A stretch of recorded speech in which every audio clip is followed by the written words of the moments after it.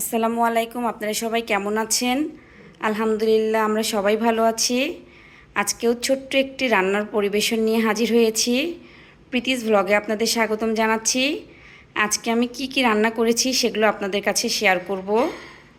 প্রথমে আমি রান্না করেছি কাতল মাছ, আলু, ঢেঁড়স, পটল দিয়ে গামাখা ঝোল করেছি। এখানে আমি রান্না করেছি আলু পটল গোল গোল চাকা করে ভাজা করেছি। সবুজ শাক রান্না করেছি। এখানে আমি পোলাও রান্না করেছি।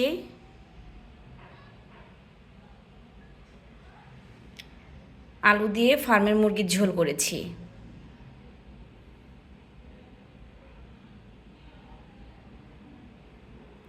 ভাতও রান্না করেছি, ভাতটা এখন পর্যন্ত হয়নি, রাইস কুকারে বসিয়েছি।